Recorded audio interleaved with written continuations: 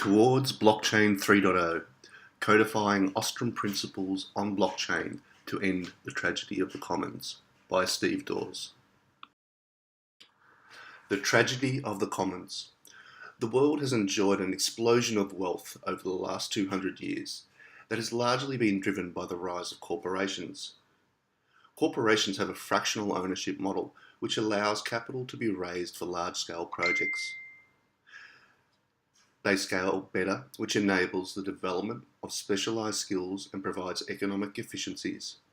And complex projects, higher skills and cheaper products are significant factors in our society's wealth. In contrast, commons business models such as cooperatives have struggled to produce the same levels of wealth. And this is because individuals who act in their own short-term self-interest behave contrary to the common good of all users, including their own. Hardin termed this phenomenon the tragedy of the commons. When combined, two relatively recent developments change this, and they can drive mass human abundance at the same levels as corporations and stock markets have over the last 200 years. In 2009, Ostrom won the Nobel Prize in Economics for demonstrating that the tragedy of the commons does not need to occur if 8 principles or rules are present in the design of the governance of the shared resource or decentralized organization. In 2008, Satoshi Nakamoto invented the cryptocurrency Bitcoin and its primary innovation, blockchain technology.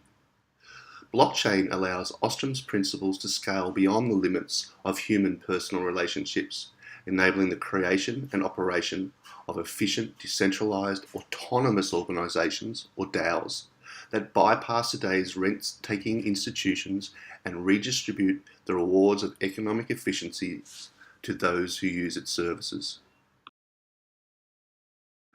DAOs, dApps, and other blockchain concepts. Bitcoin was the first blockchain platform. It and others like it are often categorized as blockchain 1.0. These cryptocurrencies operate primarily within the crypto economy. They have very little interface with the real economy, and they are coded within what is called the fabric layer of the blockchain. The next innovation that came along was Ethereum. It and others like it are categorized as blockchain 2.0 platforms. Their innovation is that they allow other applications called dApps and decentralized organizations to be coded on their application layer as programs.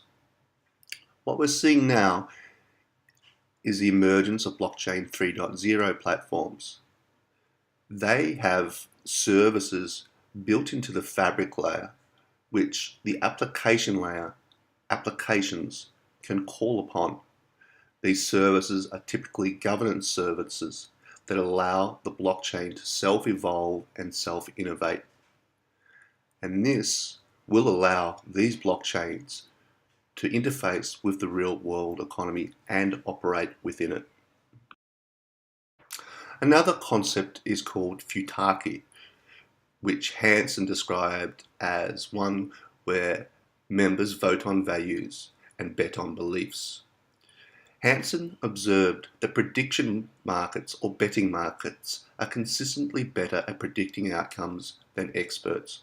He proposed a model where communities vote on what they actually want and prediction markets decide how best to obtain the desired results. He was primarily focused on sovereign governments. However, Vitalik Buterin came along and he considered implementing predictions markets and voting as an application and using futarchy as a means of governing Ethereum. The Tezos blockchain, which is a very new blockchain, has already integrated voting and automated blockchain upgrades within its fabric layer, and it is proposing to add a predictions market so that a futarchy can optimally cause it to innovate. Futarchy will decide what blockchain 3.0 is. This project was concerned with investigating the feasibility of codifying commons governance design principles on blockchain technology so that scalable and efficient peer-to-peer businesses and cooperatives could operate as decentralized autonomous organizations. We used Ostrom's principles to analyze existing blockchain platforms. We used the principles to determine the presence, absence, and optimality of Ostrom's rules in the design of Bitcoin, Ethereum, Daws hosted on Ethereum, and Tezos with Futarchy enabled. The use of Ostrom's rules to analyze Bitcoin was quite enlightening. It showed that as Bitcoin primarily operates within the crypto economy, it requires a relatively simple design to achieve alignment with Ostrom's rules. And it has achieved this, and arguably this is a significant reason for its success. However, the analysis also showed that it has two significant gaps. The first is that it lacks specific features, and this is causing potential members to use other blockchains. And two, it lacks a structured governance mechanism, and this is preventing Bitcoin from evolving to meet the needs of a larger group of members. The Bitcoin developer community are proposing sidechains, which are other blockchains integrated into the Bitcoin blockchain, and off-chain layer 2 applications as a means of solving the feature gaps. It is arguable that as these allow Bitcoin to retain alignment with Ostrom's rules, that Bitcoin will likely cement its position as an alternate form of money, but also that governance and architectural issues will prevent Bitcoin from evolving into a platform that will successfully host real-world DAOs. We also used Ostrom's rules to analyze Ethereum as a DAO and DAOs operating on Ethereum as an application. As a DAO, Ethereum also primarily operates within the crypto economy, and as such has similar levels of alignment with Ostrom's rules as does Bitcoin.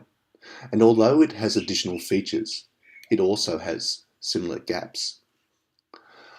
Hosted DAOs on Ethereum leverage decentralized apps also hosted on Ethereum, and these provide some of the features required by them to be aligned with Ostrom's rules.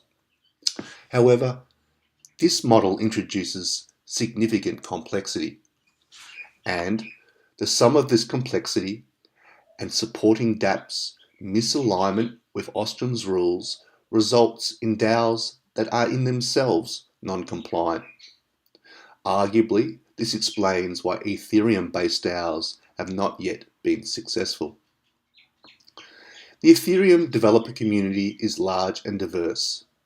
They are focusing on both fabric layer upgrades and application layer add-ons to resolve feature gaps such as scalability and governance. However, it is arguable that architectural complexity and governance issues will prohibit real-world interfacing DAOs from successfully operating on Ethereum.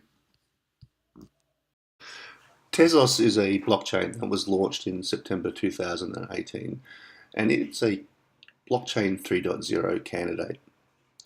When considered by itself as a DAO, it's similar to Bitcoin and Ethereum in its alignment with Ostrom's rules, even though it does have some better features. However, as a real-world interfacing DAO hosting platform, it has services that provide functions that allow DAOs to be built in alignment with Ostrom's principles, and these are integrated within the fabric layer and are in themselves better aligned with the principles.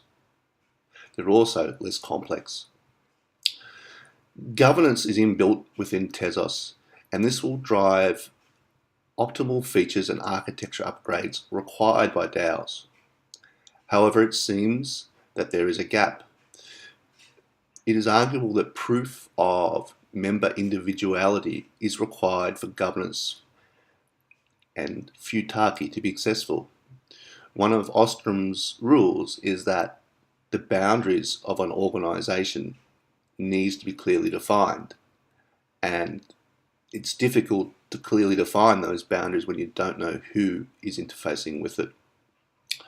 The Tezos community is currently focusing on launching the platform. So what were the conclusions of the project? Firstly, in the literature review that was conducted at the beginning of the project, there were no discovered academic literature that used Ostrom's rules to analyse blockchain technology, and we believe this is a first.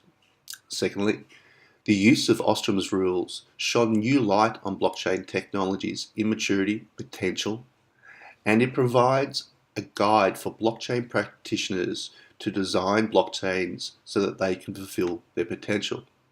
Thirdly, although futarchy is in theory an optimal means of identifying and implementing the changes a blockchain must undertake to meet the needs of a DAO, futarchy in itself depends on the establishment of proof of individuality prior to its implementation, and this is a gap in the current blockchain 3.0 candidate's design.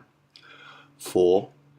DAOs that operate or interface with the real-world economy and the DAOs and dApps and the underlying blockchain technology they leverage should all be aligned with Ostrom's rules for DAOs to be successful.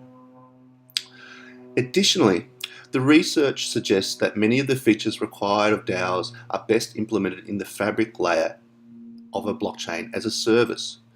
This will reduce complexity and it will provide a mechanism to decentrally bootstrap the DAO and provide incentivization for participation. Further research into this is recommended.